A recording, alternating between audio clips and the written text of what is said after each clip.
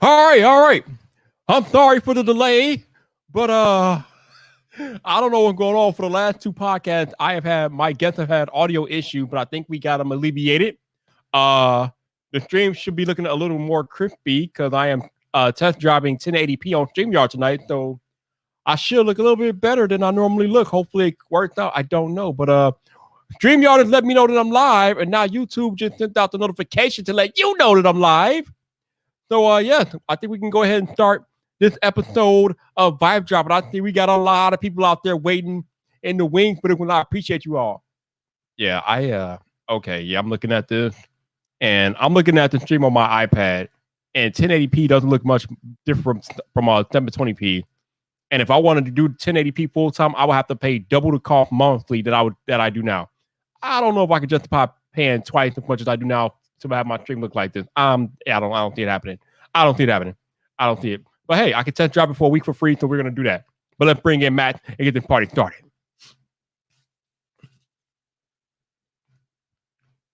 Whew.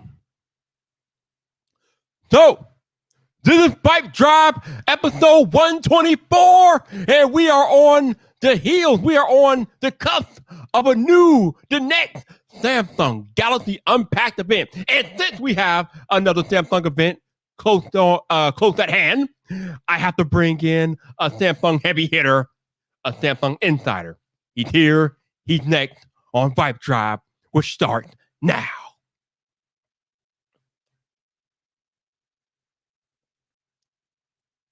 What's up, people? This your boy Viper, the man about tech, and welcome back to another episode of VypDrive. This is the podcast about tech, hosted by the man about tech, and tonight he is back. That's right. We got XDA developer contributor. We have the boy genius himself. We have the world's most accurate Samsung insider making his return to the podcast. Let me bring in Max Weinbach. What's up, Max? How you doing, baby? Welcome back. Thank you for having me. I'm doing well. How about you? I am doing great now that we got these audio issues in the past. Now we can go ahead and proceed, baby. That's what I'm talking about. Yes. Woo! So, how you been doing? You been all right, man? Man. I feel like we just talked recently. It feels. I know you were on let's see, this is episode 124. You were on episode 83 with John. So, wasn't that long ago that we talked? But how you been? Yeah, I've been great. Samsung season can't be better. Oh, well, you already know. All right, you know what? So let's not waste time. Let's get right into the meat and potatoes of the podcast. So, in about a few days here, I think we're on Thursday, the red event's on Wednesday. So, in about 6 days. The Note 20, the Galaxy Note 20 Unpacked event is happening. Of course, with you having all the inside track on everything Samsung, they unveiled that they're going to announce 5 devices or 5 pieces of hardware at this event. So I think it's going to be the Note 20 Fold 2, Galaxy Tab S7 or something like that, Galaxy Watch 3, and the Galaxy Live Plus, Galaxy Buds Live, I think that's what they call. All right, so let's start off. Gotcha. So let's start with the most least interesting and move to the most interesting. So let's start first with the Samsung Tab. Now, you guys have heard me say on these podcasts and live streams that the best Android tablet is an iPad. But if you are sadistic enough and you are a masochist and you want to inflict that pain on yourself, if you do get an Android tablet, a Samsung tablet is probably the best way to go. So, Mac, what can you tell us about the upcoming Tab S7 or whatever they're calling it? So, Tab S7, it's Tab S7 and a Tab S7 Plus. It comes in an 11-inch size and a 12.5-inch size. Both have 120 hertz displays. The Tab S7 Plus is an AMOLED 120 hertz display. Woo! Tab S7 is an LCD 120 hertz display. The baby Tab S7, so Tab S7 itself, has an adaptive refresh rate. Tab S7 Plus does not. You can do adaptive really easily on LCD, but it's really hard on AMOLED. It's an 8,000 milliamp hour battery in the smaller one. It's like 10,500 in the larger one. They do have 5G options. They run the Snapdragon 865 Plus. Pricing, I think it's $700 for the smaller one and like $850 or $900 for the larger one. And they have S Pen support with 8 milliseconds of latency. So same as the Note 20 Ultra. So wait. So these tablets are going to have a Snapdragon 865 Plus processor with 5G on deck? Really? Wow. The 5G option is going to be a little bit more, but yeah, no, that's 5G on there too. Okay. Verizon supports it, so you'll have millimeter wave in it. That's okay. That's impressive. I mean, I know I dig on Samsung tablet, but that's kind of impressive. I'm impressed, Sammy. I'm impressed. Now, From a hardware perspective, it's great. It's the software. Yeah, that's the big thing about Android tablets. It's not the hardware is pretty decent, but the software is. I mean, the software is so much to the point where Google doesn't even officially support tablet software on Android anymore. So, I mean, obviously, it's up to Samsung and the other tablet OEM to put whatever version of Android on tablets they want. And Google doesn't officially support it, but hey, yeah, they do. So Android as itself is just the OS. It will fit any device you want. But in Android apps, you'll have two options. You'll have tablet and you'll have phone. In the builds prop, which is where it marks down all the information about the device, if you put tablet, all the apps go into tablet mode. And the sizing doesn't really matter. The Android for your phone and Android for the tablet is the same Android. It's just different size and a different one line. Actually, the Galaxy Fold, when it's unfolded, on demand, it switches from tablet will unfolded to phone will folded. So in Samsung Music, while it's unfolded, everything will say for your tablet. When you fold it, it says for your phone. Gotcha. Okay. I mean that is one of the cool things about Android, that the OS is that flexible to fit devices of all shapes and sizes. I mean, obviously with the fragmentation that exists on Android, it's like that the code is built in such a way that it can support multiple device sizes on the fly. So that is pretty cool. Yeah. All right, so that's all the details about the Tab S7. Oh, well, actually, there's one more. Oh, what's up? Wireless DeX. Wait, what? Really? Yeah, DeX is becoming wireless. It's going for like S10 to Tab S7. Wow, wireless DeX. Now that is something that they need to spend some time with that on stage at the event, because that's interesting. I'm assuming they will. I'm not sure how it's going to work with I would really like to see you have like a virtual mouse and keyboard on there. Make the keyboard a little bit smaller than normal, and then put like a trackpad over to the side, so you basically have a virtual one. Then you can cast it up like a computer. That would be really cool. Okay, that would be cool. Wireless DeX. I mean, me personally, I've never really used DeX except to demo it and show it off in a video. But I mean, I know a lot of people that swear by DeX, and for them to be coming out with a wireless version, that would be pretty cool. But let's move on to the next least interesting product, the Galaxy Watch 3. So what can you tell us about the Galaxy Watch 3? I'm gonna disagree with your least interesting, but I'll still continue it. Samsung watches are great.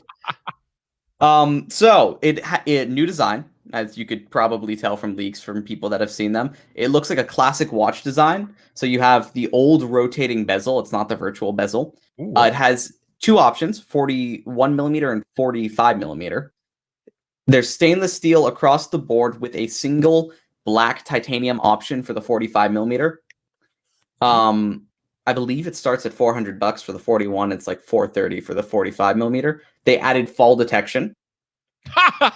Nice. So if you fall, the watch will ring for 60 seconds. And then if you don't respond to the watch for 60 seconds, it'll place an emergency call to one of your emergency contacts. It'll send a message to your emergency contacts saying, I have fallen, I'm at this location. And it'll also send a 5-second audio recording. Interesting. Now, the funny thing about the Galaxy Watch 3 having fall detection is that it's not that greatly implemented but it's not really all that greatly implemented on Apple Watch, because I cannot tell you the number of false alerts that my watch is generated from fall detection just by me doing my intro and my live stream. So the fall detection alert on Apple Watch is not all the best thing. I know Samsung likes to rush these things sometimes. They gotta have me worried that they might get some false positive with the Watch 3, but maybe not. Who knows? So in the code, when I was looking through, I found that through an APK teardown of the Watch 3 plugin, which went live a little early. It said it might go off while moving your arm sporadically, and it might go off during sports. Yep. So it did say that's not something you can really track. Doing this is the equivalent of falling. So that is the equivalent of falling. But speaking of doing this, they're adding wrist gestures. So if you get a phone call, if you get a phone call and you want to answer it, you do this, and it picks up the call. Really? So I'm sorry for people on audio, you can't see it, but if you clench your fist and unclench, it'll pick up the call. And if you want to deny the call, you just shake your wrist and it rejects the call. If you want to hang up, you just shake your wrist. If you're using the camera viewfinder, you clench your fist, unclench, it takes a picture.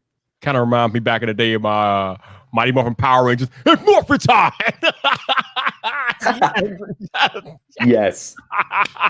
Yes. I'm there. I'm cool with that. Okay. The gesture, the wrist gestures just sound great to me. I'm really happy for this. That's interesting because that's something that's not on Apple Watch, so that's interesting. But I don't know what you mean. Like you don't disagree. You don't agree with my least interesting. Listen, compared to the other devices that are being unveiled, the watches are near the bottom of my list. What are you talking about? So here's the thing. When we're looking at Apple Watches at an Apple event, they're exciting because they work with like any of the iPhones, and it's not just the new iPhone. The Samsung watches work with any Android phone, and they are the best for Android phones. So when you're looking at it, this is the most interesting for the largest amount of people because the largest amount of people could get and use it. Okay. I mean, in pure technical aspect, it's not interesting. But to the most people, run this Microsoft type business ideology. I mean, I'm not trying to hear this, man. This is the same stuff that Microsoft trying to do with the Xbox. I like it. Get out of here. Miss me completely with this stuff. I am simply talking about the devices that they are unveiling at the event. If you're going to rank them from least interesting to most interesting, the watch is at the bottom of the list. Damn it. I'm more interested. Fine. I will agree. If in the pure technical aspects, I will agree with that. But for like the most amount of people, watch is interesting. I'm a Samsung watch guy, so I find this more interesting than the Note 20 because the Note 20 is just kind of boring to me. It's an S20 with an S Pen.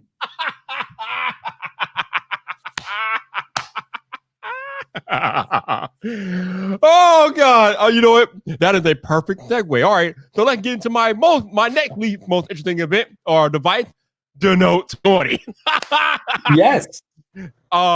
So I mean, I feel a lot like you do about the Note 20. We know what the Note 20 is going to be for the most part, but for if there are any like extras that might be thrown in there or anything that they might surprise us with, let us know, Mac. What can we expect for the Note 20? I want to start off with the baby Note 20, but it's not a baby Note 20. See, the baby Note 20 trophy. Call it what it is. It's a participation trophy, Mac. Come on now, dude. It is 6.7 inches. It is $1,000, I believe. I'm guessing based off region, whatever. $1,000. It has a plastic back, a full HD display, 256 gigs of storage, wireless charging, and if full HD 60 hertz display. $1,000 and a plastic back. With a plastic back, y'all. A $1,000 phone with a plastic back, and they're slapping the no branding on this phone with oh my Lord. Jesus, it is an expensive Note 20 Lite. Help! Exactly. It's a Note 20 Lite for $1,000. Sweet baby Jesus, help us all. Oh my goodness. What is Samsung doing out here, man? What did they do? Oh my goodness! Wow. Oh, and Gorilla Glass 5 on the front instead of Gorilla Glass 7, like the Note 20 Ultra. Jesus. To be fair, I'm actually fine with that. Gorilla Glass 6 scratches really easily and doesn't crack at a much better rate. So, Tech Level Mama, I'm pretty sure the participation trophy Note 20 will not have MST. It will. 100%. It has wireless charging. It has MST. The base model? Yeah. Okay. If it's launched, if it is a flagship launching in the US, it'll have MST. Well, technically, it's not a flagship though. It's an introduction. It is a flagship. It's part of the flagship series. All right. Okay. Got you. All right. So what about the Note 20? I guess my next question is there going to be a Note 20 Plus and a Note 20 Ultra or just a Note 20 Ultra? How does that work? Note 20 Plus does not exist. There's only a Note 20 Ultra. So consider the Note 20 Ultra a Note 20 Plus. What they ended up doing, if it has the 108 megapixel camera or the big zoom, they're going purely based off the camera specs there. It's an Ultra, and I'm fine with that. I don't want to know what a Note 20 Plus would be after looking at the specs of the Note 20. Think about $1,200 with a plastic back and a 1080, 1440p 60 hertz display. No, I don't want to know what a Note 20 Plus would be. The Note 20 Ultra, it has LTPO display, of course. Okay. Adaptive refresh rate. Before you go further, explain to the people what LTPO is. It's so on displays there's LTPS, which is I don't know what it stands for, low temperature polycarbonate silica or something like that. Right. And LTPO is low temperature polycarbonate something. I don't know what it's oxide. Yes. Yeah. So basically, and that means it can that lower. There's something about it. I don't know the technical. I know the technical aspect. I can't remember it, but there's something that lets it cut power to the display at better rates to keep refresh rate up and down, so you can adaptively switch behind it. The Apple Watch does it from like 1 hertz to 60 on the always on display and whatnot. So does the Samsung Watch. It's also LTPO, Samsung's first display with it. So the phone will have it when you're reading like an article or something, 10 hertz. When you're playing a game, anywhere from 30 hertz to 120 hertz. When you're scrolling through stuff, 120 hertz. When you're just not looking, if it's just a like still image, 10 hertz. When you're watching a movie, 24 hertz. That is pretty cool. That should, but it's only a full HD, no quad HD. That's the other thing. I don't understand this stuff, man. Like, I understand them doing that for like the S20, because you know it's the first device that they put a 120 hertz display on. So okay, maybe you can't maximize the full potential, but we've been like almost had half a year between the S20 and the Note 20, and they still can't maximize it with a 120 hertz and quad HD Samsung, while OnePlus is doing it on their 8 Pro. Really? Oh, so the actual reason behind it, and there's a reason behind it, of course. There's always a reason. Enlighten us. So on OnePlus 8 Pro, this uses a Pixelworks chip. The Pixelworks chip is a dedicated display processor, which does the MEMC and SDR to HDR upscaling, along with handling the 120 hertz. And the same thing is happening on the Oppo Find X2 Pro, has the same chip. The OnePlus 8 Pro has dual MIPI lanes, which means it can send 2 times the amount of data to the display. If Samsung were to do it, they would, according to them, they would have to cut it down to like a 6-bit display, and they don't want that. So they can only send that 1080p 120 hertz to it with keeping display quality to their standards. Weinbach, the thing is, this has a single lane. This has a single MIPI lane, the same display panel, same processor. The only difference is that Pixelworks chip. That's what does it. Weinbach, I have a question. Yes. Can you please remind me who makes the display for the OnePlus 8 Pro? It's Samsung. Okay, you know what? Repeat that for the people in the back. Who makes the display for the OnePlus 8 Pro Max? Samsung makes the displays. What is happening here? You mean to tell me you can do it for OnePlus, but you can't do it for your own phone? It's not the display though. It's the chip. It needs a display chip, and Samsung doesn't want to add one for some reason. And my theory behind this is a theory. I don't know it for sure. I think Samsung is using the same main logic board, the same motherboard on the S20 Ultra and the Note 20, and to not have to add a new chip, to keep prices down, they just didn't add one for the display. Keep prices down! Keep prices down! It starts at $1,000! Good God almighty, what do you mean keep prices down? Oh no, this one starts at like $1,350 in Europe. In the US, it'll probably be like $1,300. No. I mean the Note 20 as a whole. The thing starts at $1,000. Oh yeah, yeah. But yeah, when you go to the Note 20 Ultra, obviously you start at $1,300 to $1,400. I mean, oh my God. Oh Lord. Oh wow. Okay. All right. At least compared to the S20 Ultra. By the way, these D-brand skins are fantastic. If you compare it to the S20 Ultra to the Note 20 Ultra, you get double the amount of storage, and for less. Yeah, you get like double the storage for less. So basically, he's saying that OnePlus is embarrassing Samsung in their own game, practically. Yep, pretty much. Yeah. Right, I don't know why I can't highlight this, but shout out to Matt McCourt for the super chat. It's not coming up in StreamYard. I don't know what's going on with that. But he says, so what are you saying? He says, so what you're saying, pass on the Note 20 Ultra if you have a Note 10 Plus, or just get the Fold 2. Is that what you're saying, Matt? No. If you want the Note 20 Ultra, get the Note 20 Ultra. Don't get the Note 20. Note 20 Ultra is good. Note 20 is bad. I think it's going to be a good improvement. My only wish was basically a Note 10 with 120 hertz, and that is basically what it's going to be. So I have no complaints about that. Note 20 Ultra, go for it if you want to spend that much. But you should probably ignore both the Note 20, Note 20 Ultra, S20, S20 Plus, S20 Ultra, and just get a Fold 2. We will get to that momentarily. But before I continue on the podcast, shout out to the 78 of you all that are watching live. Y'all show out for Matt. I appreciate y'all. Thank you guys for hanging with us on another episode of VypDrive. I appreciate you guys rocking out. If you would like to support the podcast, please super chat. The super chats are open. You can also become a channel member if you choose to do that. For those of y'all watching on an iOS device, you probably don't have that option because Apple and Google don't really get along when it comes to like feeds and things like that. However, I'm going to paste the link in the chat. If you want to become a channel member and you're watching on an Apple device, just hit the link that I just pasted in the chat, and that will allow you to become a channel member. You also have the option to buy me a coffee, which you know since you pasted in the chat.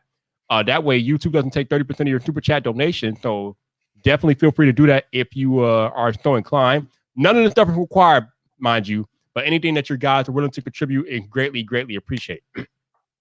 Excuse me. Shout out to those of y'all listening on audio only this week. Thank you for listening to another episode of VypDrive. I appreciate you guys rocking out each and every week on the podcast. Thanks for listening to me and Matt talk about the Note 20 event. Appreciate you guys rocking out. If you want to go follow Matt and his info, I'll have his info in the show notes, so definitely go check him out. Also, if you guys want to support or donate to the podcast, those links will be in the show notes as well. Not required, but anything that you're willing to contribute, greatly, greatly appreciated. Also, if you happen to be listening on Apple Podcasts, please consider leaving a rating or review as to help more people discover the podcast and help me try to get back into the top 200 of tech podcasts on Apple Podcasts. So definitely go down and leave that rating or review if you are listening on Apple Podcasts. And thank you for listening to another episode of VypDrive. I don't like StreamYard really must be tripping tonight because on my StreamYard screen, it shows 60 people watching, but on the YouTube live stream, it shows 77. So I'm guessing the YouTube live stream is more accurate. So it's like a discrepancy of 17 people. So shout out to the 77 of y'all watching. I don't know what's going on. And like some of the comments aren't even showing up on my StreamYard end. So this is all types of file, but whatever. It is what it is. So now let's get into the nitty gritty of the event. We got through all the boring, uninteresting stuff. Now let's talk about some more interesting stuff. And you guys will notice I am putting the Galaxy Buds Live as a highest interest level for me personally than the Note 20. Because like I said, we know what that's going to be. But Matt, talk to us about the bean. The beans are fantastic. I have a picture. I've seen a picture of IRL beans.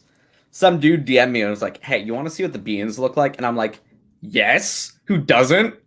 So they look cool. They look like beans. They like legitimately look like beans.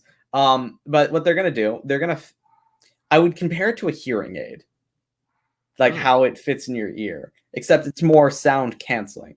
It'll fit directly into your ear without having silicone. So basically what silicone does, it fills up your ear and that blocks the sound from coming in. It goes in, it expands, and that creates a seal. This will do the same thing, but instead of having the silicone do it, it's meant to fit perfectly in your ear. In the box, there are going to be different. There are going to be different things you can change. I'm not sure exactly what, but you can like change it. I was told it's not close to the Buds Plus, and apparently they're really comfortable, like legitimately comfortable. And there was one smaller leaker whose name I think he goes by like Sam Chung on Twitter. He said it's going to have better bass, better whatever. They're going to have 4.5 hours of battery with ANC and like 6.5 without. That is pretty cool. For those of y'all listening on audio only, when I say the bean, I'm talking about Samsung's new wireless earbuds. I think the official name is the Galaxy Buds Live. Yep. They're going to be different from the Buds Plus. Like Max said, they're going to have 4.5 hours of battery life. They're also said to have active noise cancellation on deck, which is not currently present in the Galaxy Buds Plus or Galaxy Buds for that matter. And the biggest thing is they're literally shaped like a bean. Like they look like a bean. So yeah. If Google Galaxy beans and you will know what I'm talking about. Yes.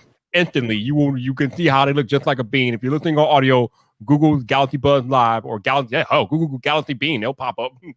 Google it. Yeah. You see it. Like it's something to see. They look pretty nice though. And I like when I first saw the design, I was like, what the hell is this?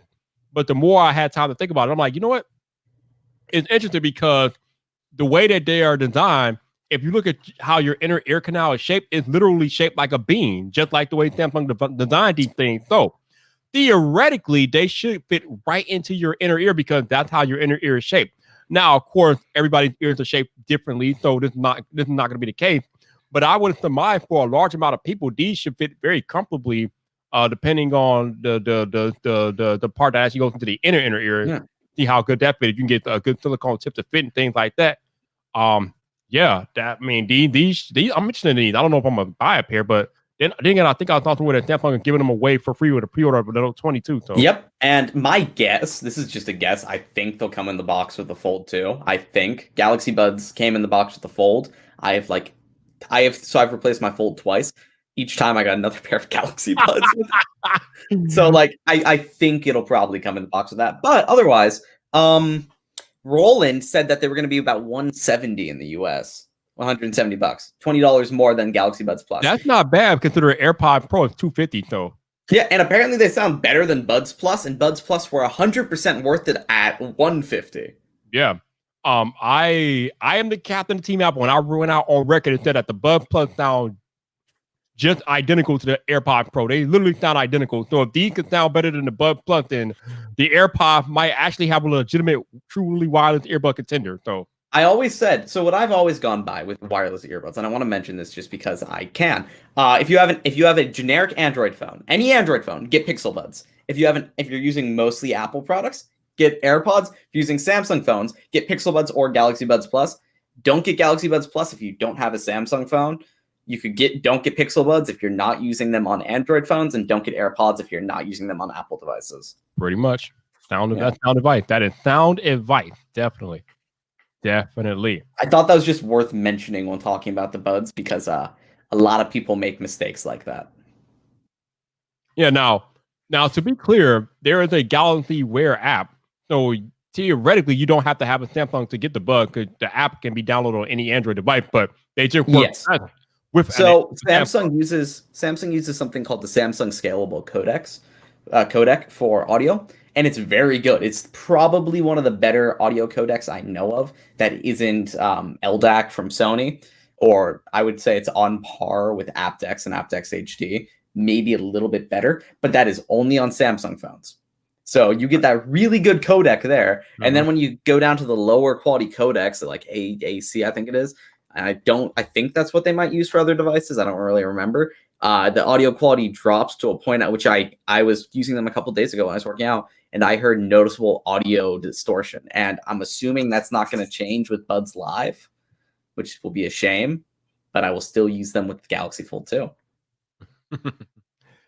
And speaking of the Galaxy Fold 2, now we get into the best part of this event, the part that I've been waiting for a long time. We got to talk about it, Max. The Samsung Galaxy Fold 2. And no, we're not putting a Z in the name. Who the hell is doing that? Nobody's doing that. We're not doing that. Terrible name. Terrible. Wait, let me just say the full name really quickly. Samsung Galaxy Z Fold 2 5G. Oh my god. No. It hurts to say it. Like, I feel it in my gut how terrible it is. My tongue knows how terrible it is. What are we talking about? No. That's true too. No. So on this podcast, it will be referred to as the Galaxy Fold 2. So, Mac, I'm just going to call it Fold 2. I don't even need to put a Galaxy in there. Whatever you want, Mac. Whatever you want to do. Yeah. So why don't you tell us what we are in store for with the Fold 2? How about this? What do you want to know about it? Because here's the thing. You know what I want to know, but you have not been able to confirm it as of yet. Oh, it'll be on Verizon. I'm like 90% sure it'll be on Verizon. Like 90% sure. That's what I wanted to hear, Maximilian. Thank you very much. Thank you. No, because here's the thing. You can say, tell me what I know about the Fold, and I can list out a bunch of stuff, but I'm probably going to miss some things because I know so much about so many things that if I'm not being asked specific questions, I'm not going to be able to just think of them. Listen, so, man, God, what do you want to know? You are here because you are the Samsung insider. You know their devices inside and out. I don't know them. I'm the captain of the Apple. I know Apple devices. I mean, I own Samsung devices, but I don't know them like you know them. So I just want you to tell us everything that you know, and then obviously if there's something that can be asked, we'll ask you. So let me think. Main display, 120 hertz. It's the big foldable display. It's 7.7 inches. Shrinked bezels, as we saw in Ishan's or My Smart Prices leaked renders. It has a hole punch in the top corner where if you look at the actual fold right here, that's where right there, that's where the hole punch is because you can't really fit it otherwise because right on the other side you have a camera. So if you put it in the corner, it won't fix the camera. So you have to put it like right there-ish on the inside. And it looks stupid when you have it open, but it's there. On the front, it's a full screen display. The phone is wider and thinner, much thinner and lighter. So it's not going to be like holding a gold ingot when you're holding the Fold 2. It'll have the same hinge as the Z Flip, which means it'll do this. Flex mode, I believe they call it. Oh, nice. Yes, I'm pretty sure you'll be able to have a keyboard open on it. So you can like type like this. Okay, whatever. That's cool. Pretty sure. Not 100% sure, but pretty sure. When you actually to take selfies, you'll be able to hold it like this, have this screen show the picture and use the rear cameras for selfies. Oh, that'll be a nice one. That is slick. Yes, and you'll be able to use, so actually on the Z Flip right here, I just want to show this off because this is what the Fold is going to get. So when you're taking pictures on the Z Flip, there's a button in the top corner. When you press it, the thing people can, it's a tiny picture and you can kind of see it, but that's what the viewfinder sees. The Fold 2 is going to have the same thing. So even while it's open, if you're taking a picture of someone, they can see what they look like while you're taking it. Nice. That is a great feature there. The front display is 6.2 inches, I believe, but it's going to fill up the full front, so it doesn't really matter the size. At 60 hertz, full HD. That is going to be a 25:9 aspect ratio, while the inside display is going to be 4:5. Or 5:4. Yeah, I was going to ask you if the front display would have a 120 hertz panel too, but you just said just main display. I don't know why. I mean, maybe the panel yields were too small. Maybe they're trying to like save the 120 hertz for these. I mean, at this point, it's nitpicking because I mean we're going to be using the folded out display more than the front anyway, so it's not a big deal. Yeah, I mean, yeah, it'll be thinner. It'll be nice. I like it. Oh, in the US, base model will be 256 gigs of storage, 12 gigs of RAM. Price. So I don't know for sure, but I think the 512 gigabyte version, because there will be a 512. I'm assuming 16 gigs of RAM, but I don't know for sure. So I'm going to think the 512 16 is probably going to be 1,980, like the Fold 1. And maybe the cheaper version, there's usually about $150 difference. So maybe 1,730. That would be cool. I mean, 1,750. I think that is completely fair. That would be, if they could make it cheaper than the original one, that would be nice. Definitely. Yeah, no. Also, ultra thin glass. I forgot to mention that. And Gorilla Glass 7 on front and back. And camera setup is the same as the S20 Plus, which means 12 megapixel main sensor, which is the IMX555, 64 megapixel zoom lens / 8K video recording, and then 12 megapixel ultra wide. As long as it doesn't have that S20 Ultra horrible autofocus system, I'm good. Oh, that's fixed on the Note 20 Ultra. It better be. They have a dedicated laser autofocus module. Thank God. So earlier in the year, we were talking about a possible Fold Lite. Is that still a thing, or is that just my imagination? I haven't heard about it in a long time. I got a DM from someone who I know well. He's like, "Yeah, there's going to be a Fold Lite. It'll be $1,100, and it'll be out by the end of the year." He was wrong about by the end of the year. It'll probably be early next year, and it'll basically be the Galaxy Fold with a smaller front screen, 2 cameras instead of 3, and the same main display. Okay, all right. Shout out to Romina for the super chat. Thank you, Romina. How you doing? Hello.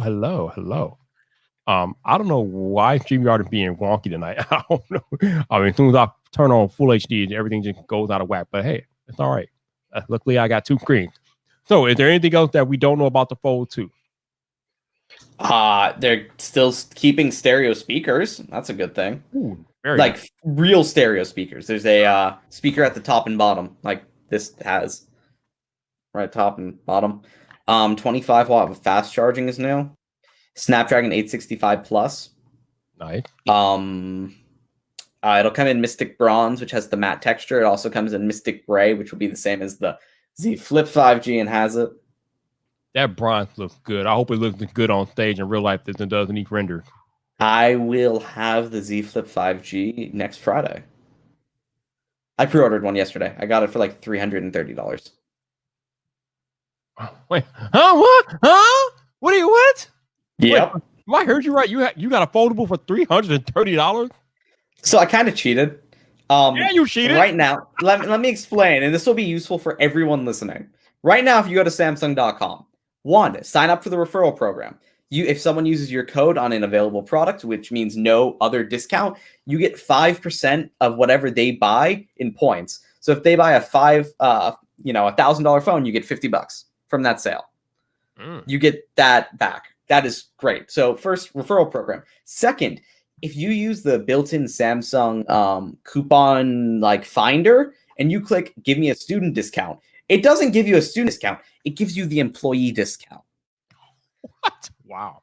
So that was another $90 off, including the referral program, which is 5% off. Then they're offering really good trade-in values for phones for the Z Flip 5G. So a friend of mine had a bunch of iPhone 7s for whatever reason. And he said, yeah, I'll give you one. So that's another $250 off. And then going back to that referral program, I had $806 in referral and rewards points. Jesus.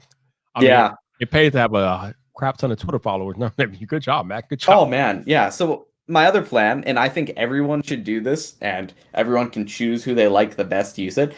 Everyone should have like an affiliate portal where it's just affiliate links to everything to buy it. And at the same, just everyone can just choose what they want. Have referral, you can have everything. You know. Yeah, I need to be a lot better about my affiliate marketing. But yeah, affiliate marketing is like a sleeper that I don't know people are aware how good it is. Shout out to Harmon and Carl for the super chat. Thank you, Carl. Like I said, I apologize.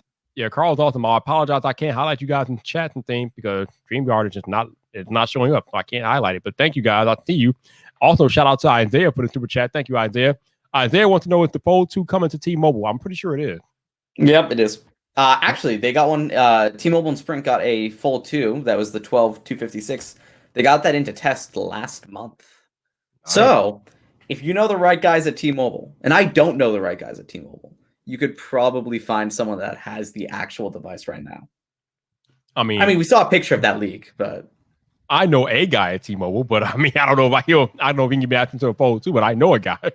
I know a guy at T-Mobile too, and I'm pretty sure I don't want to say guy. We definitely know the same guy. I don't want to say anything. I don't say anything. I'm not. I mean, but if anybody they know who he is. But yeah, y'all know what I'm talking about. No, I'm like 50% sure he already has it. Oh, of course he does. Come on now. Like I don't know for sure, but I'm like 50% sure. I mean, and to that point, Marquette probably already has it too. No, he doesn't. No one has it. Only carriers have it. Wow. Okay. For Fold 2, no one's getting review units until like a while. That is interesting. Yeah, I don't want to get into of course, because they don't want what happened with the original Fold to happen again, so they probably won't even. No, they're not worried about that. It'll be fine engineering wise. It's more. I mean, we can say that, but will Samsung be willing to put that, take that chance and put it into reviewers' hands, like again? I don't know. 100%. No, it's production. They don't have enough to give out to everyone right now. They have a bunch of pre-production units that are like early on the production line. They probably started production a couple weeks ago, but software isn't final yet, so they can't really be handing out super early production software. As soon as the Fold 2 is ready to ship, they will have final production software flashed, and they'll just ship those out with that final software to reviewers. Samsung has learned, don't ship phones with early software. You will get bad reviews. Yeah, man. I'm excited. Like, you keep telling me that there's a better than good chance in coming to Verizon. Yeah. As long as it comes to Verizon, I have a chance to get it. Do you want to know how? What's up? Do you want to know a little thing? How I know that, or how I'm guessing that? Well, you showed me the code, but yeah. Yeah. So basically, Samsung has something called FOTA. I'm not going to post an actual link because I need my sources. So FOTA has a public test bed where you can view every build number for if you know the model number and CSC, which is carrier code, you can view it. On the Z Flip 5G, there is no Verizon whatsoever because there's no millimeter wave means no Verizon. They probably would have liked the Z Flip 5G, but Samsung didn't even. Verizon probably said no immediately, and they ended it. The Fold 2 is on Verizon on there, and they're still actively developing it. As soon as Verizon and Sprint said no to the Fold 1, they stopped developing for it. Verizon is still developing, which means either A, they have it in-house and they're deciding if they want to carry it or not, or B, they're going to carry it, and Samsung's just working with them on software. At this point, I gotta believe they're going to carry it because the event is next week, and Samsung's gonna probably tell us who is coming to next week. So I'm guessing. For sure. Look, we know internally, Verizon 100% knows if they're gonna carry it. Mm-hmm. We don't. I can guess, and I'm guessing they will, but you know. I wonder if my Verizon buddy will tell me. He probably won't tell me though. No, I don't know. I wish that would be fun. That would be fun. I doubt he will. Right, I doubt he will either. But I might inquire though. I might inquire. But yeah, I'm excited. Like I said, between you and Fisher and Socino, Beth and Droid Moderation, all of y'all who would not shut the hell up about the original, I want to try for myself just to see if it's everything that y'all say it is. I mean, I have no reason to doubt you all. So if you all thought that much of the Fold 1, I am definitely willing to give the Fold 2 a shot. So I'm excited for the chance to get my hands on it and see what it's like. You know, Shane, when he first got his, he was trying to hook me up with it early, but I didn't want a Korean version. I wanted a US version of it. Right. And then after a while, he was like, yeah, I'll sell it to you for X price, and you can, and get it. Then after a while, I'm pretty sure he ended up not selling it because he liked it so much. Oh yeah, I think he ended up selling it like about a month or so ago. But yeah, he held on to it for a while. He really enjoyed it, definitely. Everyone enjoys the Fold. The Fold is great. So I know y'all won't shut up about it. Y'all literally won't shut up about it. That's why I need to get my hands on it. I wonder if this will did you hear that? Probably not. But like the sound of it closing is so fantastic. And then just there's nothing like my webcam sucks, but there's nothing like doing that. That kind of reminds me of CJ No Tech and how he loves to close the Z Flip when he's hanging up on Tim Apple. All the time. Like these are fun to close. This one you can close with one hand. Kind of. I'm not good at it. This one you can also close with one hand. And if any Fold owners are watching, you can open it with one hand. It's just terrible to do. So terrible. All right, so I'm about to put my boy Tech Ran on black because I know he made a video recently about how he's gonna give up his Z Flip because he felt like he wasn't durable enough, and he felt like he had to baby it and things like that. So, as a guy who's owned both the Fold and the Z Flip, are you of the mindset, Matt, that you have to like really baby the device, or can you just use it as normal and be okay? I think that answers that. Did he just pull up James Bond on the podcast? Oh man. No, they're fine. It's gonna break. The thing's durable. The plastic screen isn't gonna break. Maybe on the Fold. Maybe the Fold. That I can see. It's full plastic. The display did have some issues. I have not had any issue. So I've replaced mine twice. Both times I didn't have to replace it.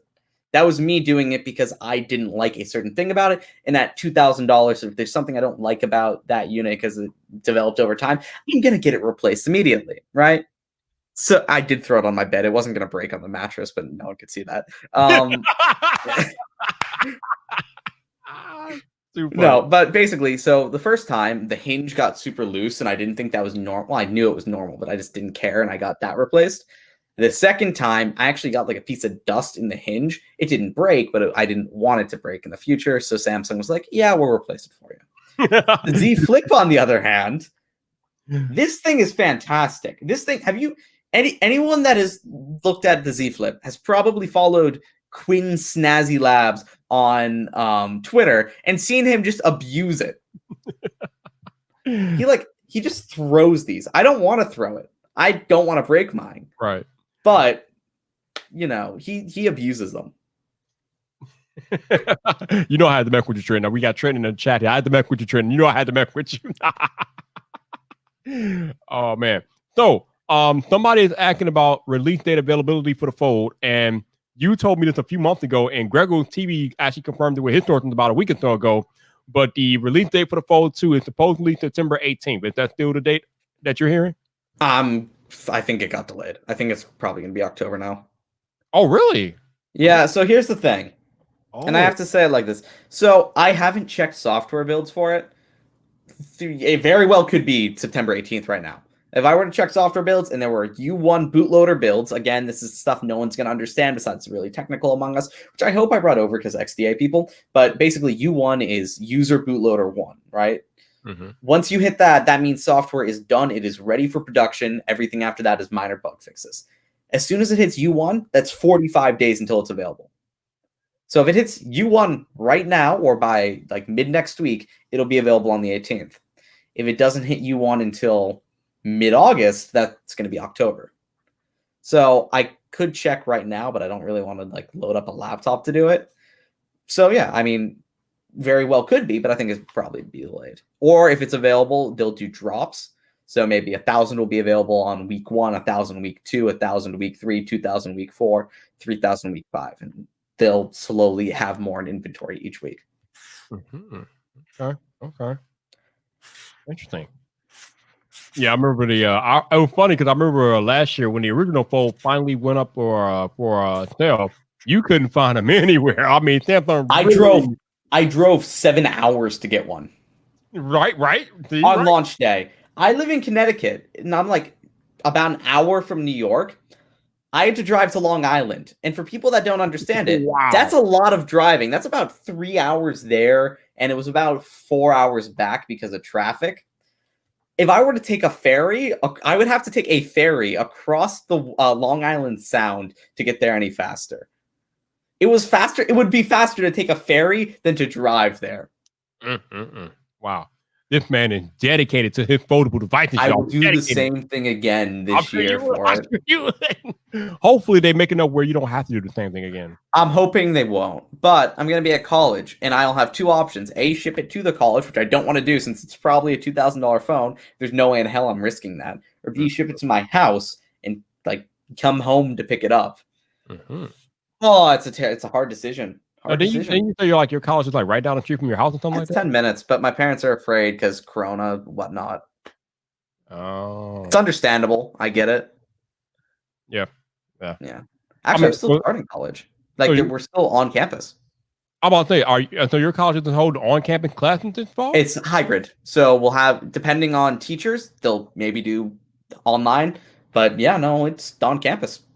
And how do you feel about this? I'm fine with it. I'm happy about it. Because what they had said, they did a town hall today for the parents, and they had said to us, people are going to get Corona. That's just inevitable. And their plan is to handle it well. Someone will get it. That is going to happen. But they want to be able to handle it well instead of just doing everything online, because they said it felt unfair to the teachers and students to do it. And if they can handle it and have good precautions in place, they don't feel like it'll be an issue. Okay. I agree. I mean, if you handle it well, it's fine. I mean, I don't know how you handle an outbreak well, but I mean, I guess you got to do the best you can. But everyone has to wear a mask at all times, except when you're in your own dorm or eating. Right. All right, so I'm going to ask the question that I keep seeing regurgitated in the chat over and over again. Max, they want to know if 120 hertz refresh rate is going to be on iPhone 12 Pro. No. Yeah. Nope. No. All right, sorry, guys. Not happening. I've been slow. At first, it was going to happen, and it wasn't planned to happen, but they still wanted to make it happen. And then they realized display calibration is basically impossible to do well on 120 hertz, so they're not doing it. Yeah. Next year, probably. Yeah, I think Apple's worried that anything that could potentially impact battery life, they're going to steer clear of. And since they haven't developed the LTPO technology for their OLED displays yet, they are steering clear of the 120 hertz display. So actually, with battery capacity, in some of the prototypes that my sources worked with, they were like 4,500 milliamp hour batteries. They were huge batteries, right? And that made sense because you needed that for 120 hertz. The 13, are we on 13 now? 14? 14. A14 would be able to handle it with efficiency, 5 nanometer, whatnot. They would have been able to do that with no battery life concerns using the large batteries and whatnot. But the display calibration was so bad that they realized, you know what, let's go for 60 hertz displays, shrink the battery a little, get the same battery life, and we'll save a little in bill of materials on the phone. They were basically developing 3 iPhones at the same time. You had the 120 hertz one with a big battery. You had the 60 hertz one with the same notch and a smaller battery. And then you had the 120 hertz small notch with a medium-sized battery. Small notch isn't happening either. It'll be like a little bit smaller, but not a drastically amount smaller. Right. So yeah, no 120 hertz iPhones this year, you guys. Sorry to break your heart, but you'll live as you have every other year before that. Y'all will live. Yep. Oh man. You'll live, but it'll be a very unsmooth life. So I think we have covered everything that there is to cover about the upcoming Unpacked event. Max, is there anything else that we might want to know or need to know? Nah, man, there's some things I can't think of them right now. Give me a sec. Let me load up the images that I have. I heard. What can you tell us about this rumor that I've heard that the Note 20 will be able to utilize Xbox Game Pass? Is that right? Yep, that's right. Wow. It's also going to have a game controller as a pre-order bonus. Samsung's making their own custom one for it. Oh, they are not messing around. Okay, that's a cool deal that you can play Xbox games on the Note 20. You know the Apple U1 chip? Note 20 Ultra. Not the same chip, but they're gonna. I was told there would be very insanely fast person-to-person file transfer. You point your phone at them, they get the file. That sounds a hell of a lot like the U1 to me. I was gonna say what will be the implementation, but that sounds pretty cool if they can do it. But that would be Note 20 to a Note 20 though, right? Only Ultra. Baby doesn't have it. Fold 2 would have it, and Tab S7 would have it. Okay. But I'm assuming it'll be the ultra wideband, right? That's Right. just same type of chip. And if they said it could do like half a gig a second. Really? Yeah. I'll believe it when I see it, but that would be pretty damn cool. I mean, that is a lot faster than AirDrop. Yeah. Yeah. And if that is available like across different OEMs and Samsung sells the chip, we could see like Windows laptops where you point your phone at your computer and you get a 10 gig file in That would 20 be the holy seconds. grail for Windows, that they could have some type of AirDrop alternative. That would be, I mean, it would literally be the holy grail for Windows users. That would be amazing. Here we go. So Tab S7 comes, it supports 25 watt on S7, 45 watt on Tab S7 Plus. Comes with a 15 watt charger in the box.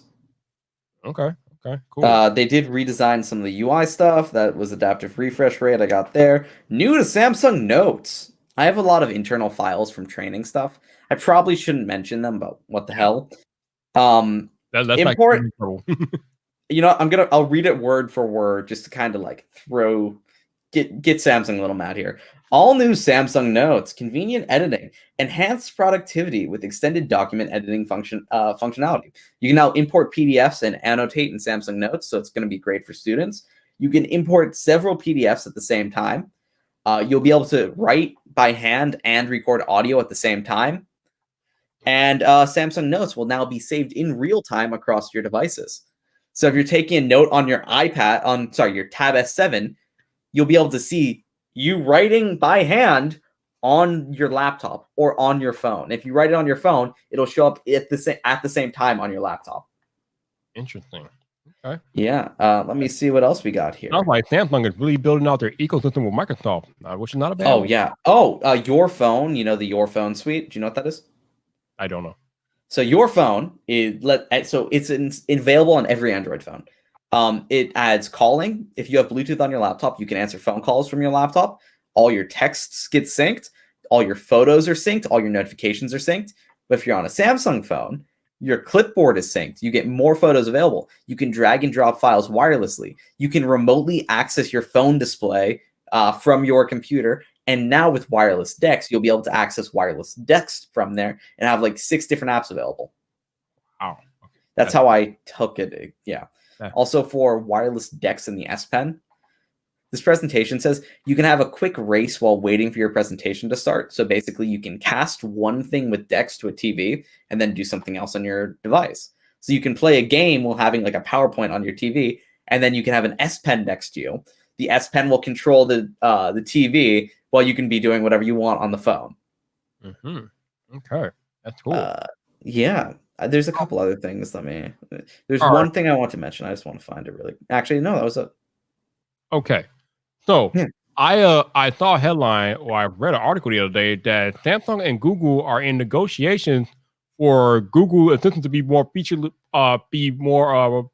prominently featured, I should say, on Samsung devices. And my question is, why is Google negotiating this? No one uses Bixby and Samsung devices, services all that much. So right now, Samsung sets Bixby as default to everything. Right. Which means people are going to use Bixby. People do use Bixby. Don't get me wrong. There are a lot of users of Bixby because Samsung sets it as default and promotes it, and normal people don't change defaults. That is just a fact of life. Your average consumer isn't going to go, they'll see Bixby and think that's the only thing. They won't know Google Assistant is on there. Google wants Samsung to get rid of Bixby and the Galaxy App Store, which I think the Galaxy App Store is a bad idea. Bixby's fine, and replace it with Google Assistant in the Play Store. Wait. They want Samsung to get rid of the Samsung Galaxy App Store? Wow. Yeah, they also want them to get rid of that. And I think that's a terrible idea. I don't think that happened at all. No, I mean, I could see them probably trying to weasel their way out of that one, but I can see them ditching Bixby for Google Assistant, make Bixby user installable. I could 100% see that. So you think Samsung will yield on Bixby? Okay, that'd be nice. I do. That'd be cool. Because here's the thing. So what I want to happen, this is what I want to happen. I want Bixby to be gone, Google Assistant, the new Google Assistant, Pixel 4 Google Assistant on there. I want Samsung to use Google voice typing again and have the Google Pixel 4 level voice typing, which is insane. You have a Pixel 4, right? I did, yeah. The voice transcription on that is insane. I want them to have that. I want Google to replace the Samsung Bixby Home with Google Feed. Great thing to do there. And then have like Google Lens and get rid of Bixby Vision and whatnot. And here's the thing. It would make the phone faster if they were to do all that. It would.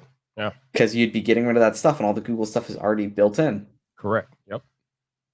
I'm funny because we know that Google pays Apple $30 billion a year to have their services on iPhone. So I'm wondering how much would they be willing to shell out to Samsung to have that stuff featured on Samsung devices?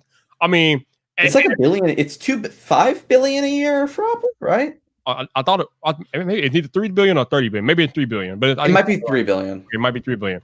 Yeah.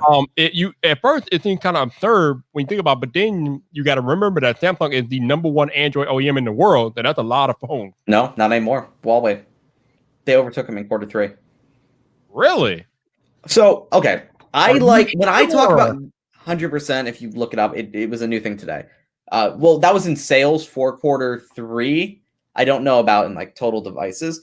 But when I'm talking about phones, I like to separate China into their own category of phones and keep everywhere else as that. Because China is, they're their own thing. I don't like to include China in it. So if we're talking outside of China, exclude China, yeah, Samsung wins. Like, no question about it, Samsung wins. Mm-hmm. But so if Google were to be able to get in every Samsung phone, and Samsung has a lot of leverage over Google with that one, ooh boy, that would be great. Yeah, because Samsung, like I said, they have the majority of the Android market share in devices right now. So yeah, they definitely have some leverage in that department. Definitely. Yeah. So before we get you out of here, Matt, I gotta ask you because I've been asking everybody. So Matt, I think you're a gamer, but are you getting either the PS5 or the Xbox Series X this year? So I'm a PC gamer. Oh, here we go. This stuff. But I'm probably going to get an Xbox Series X. Oh, really? Now, okay, that's weird to me because you just said that you're a PC gamer, and we know that for the first 2 years, all of these new Xbox games are coming to PC. Yeah, so here's the reason. Xbox has better mouse and keyboard support than PS5. Okay. And I don't like a controller, so I'm going to use a mouse and keyboard on it no matter what. And to me, having a Xbox with better mouse and keyboard support, since it's the same games on Windows, it's easier. So I can use my same mouse and keyboard on an Xbox. If I were to get a PS4, more games won't support it because it's developing for a different platform, and I don't want to use a controller. Okay, but that doesn't answer the question of why would you get an Xbox if you can play all those games on your PC? I don't know. So you know what I know. You know that nobody cares about gaming on a PC and console is where it's at. That's what you know. No, I would much rather play on a PC than an Xbox. It's more, I don't want to have a giant PC, and I also don't like my PC is 50 pounds and like this, it's out of frame big, So I don't want to have that around. I'd rather get like a smaller Xbox and get a USB extender than just plug a mouse and keyboard into that. That is what I would prefer to do. Mm-hmm. And that is easier. I mean, of course, I'm not going to be using that day to day. My PC is 100 times more useful than an Xbox could ever dream to be. Same with the PS5. But, it's easier, like, especially, again, going to college. I don't want a big, giant PC sitting in the corner working as a space heater when I can get a smaller Xbox just to, like, throw behind a TV. Okay. That makes sense. That makes perfect sense. Also, I don't really care about the Sony exclusive. Spider-Man is whatever. You are in the minority on that one, but you are in a strong minority right now. But it's okay. I don't like those type of games. I'm very much a first-person shooter person. I love first-person shooters. Okay. That tells me everything I need to know right there. You are definitely an Xbox guy. Absolutely. Saying I'm a PC gamer should say that all. I have like 2,000 hours in Fortnite and like 1,000 in Overwatch. Gotcha. So, before we go. You're wearing the Microsoft Surface headphones too. I recently brought a pair myself.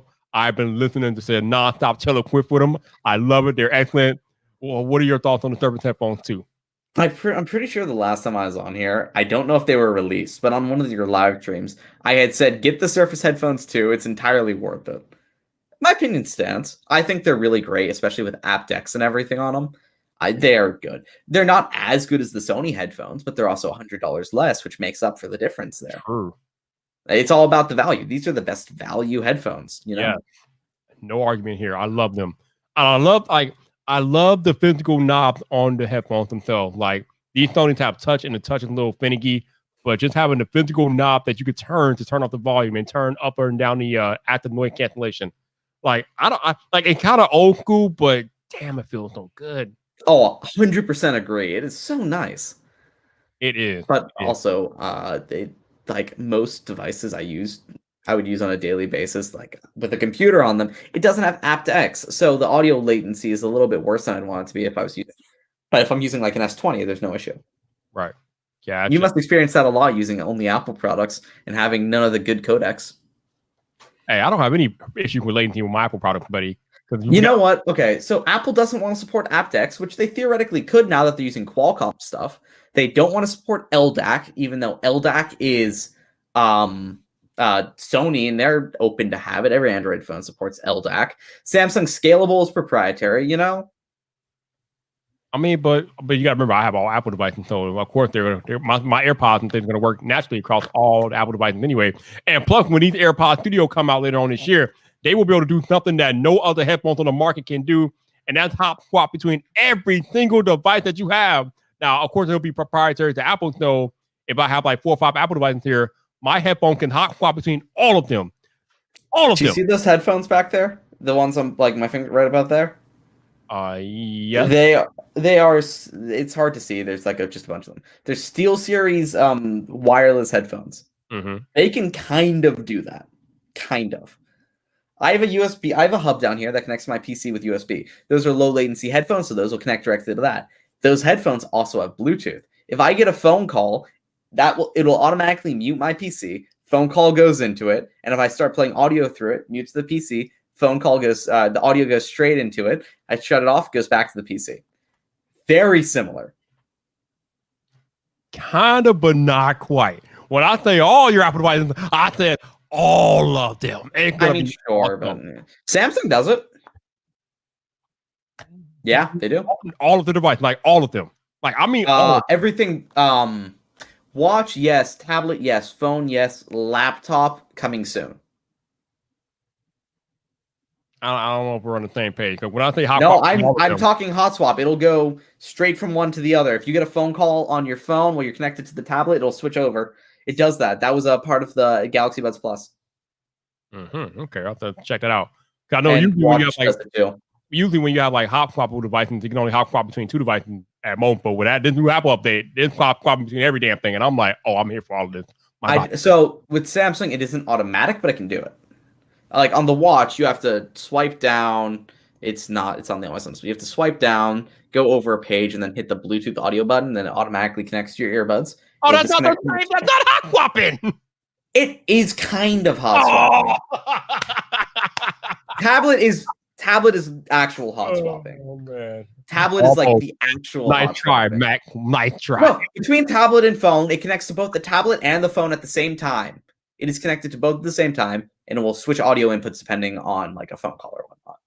But if you had a tablet, a phone, and another tablet, could it hot swap between all of them, or just a tablet? Why would you have 2 tablets?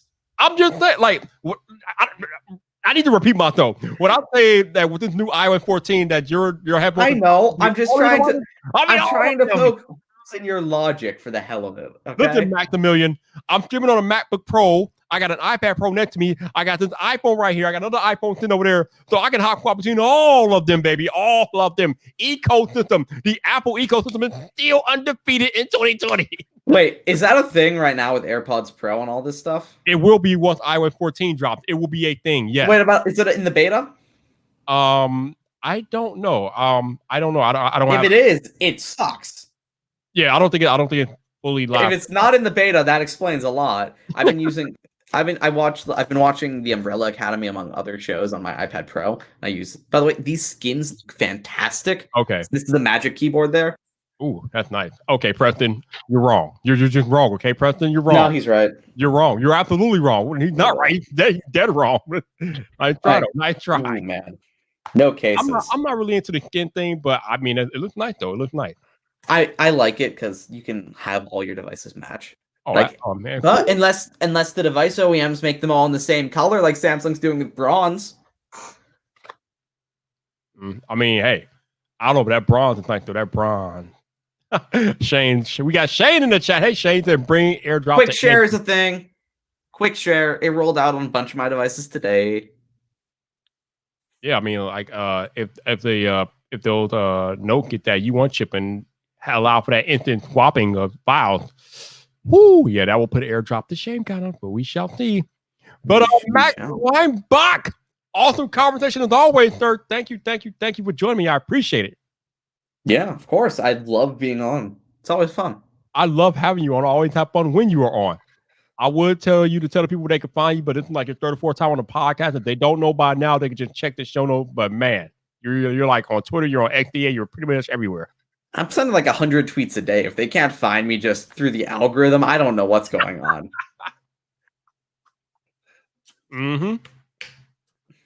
True story. But thank you guys for watching the podcast live tonight with me and Mac. I appreciate you guys rocking out. It looks like Janosin's been pasting his Twitter in the chat. So if you guys want to check him out on Twitter, there he is. That's where he's most active. So definitely go give him a follow. Because if he's leaking stuff, it's in the building. By the way, I did want to mention one thing about that. If you have a question for me, tweet it at me. Don't DM it at me. I will respond to tweets. I will not respond to DMs. So if you have a question, feel free to DM it at me, and I might answer it. Yeah, stay out the DMs. Yeah. And shout out to Janosin for pasting my main channel in the chat. I know it's been like 2 weeks since I've uploaded there. But if you are interested in Apple and Apple content, definitely go subscribe to my main channel. I'll be coming back to the main channel pretty soon here. I got a review. I got an iPad case I need to review. We got an Apple News coming up, so I'm definitely coming back to the main channel. So if you're interested in Apple content, please go hit up my main channel. That's where I'll be at most of the time here.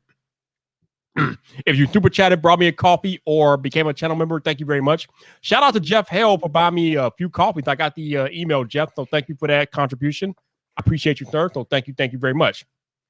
Shout out to those of y'all that listen on audio only this week. Thank you for listening to another episode of VypDrive with me and Max Weinbach. If you want to follow Max on Twitter, his info will be in the show notes, so definitely go check him out. He is legit.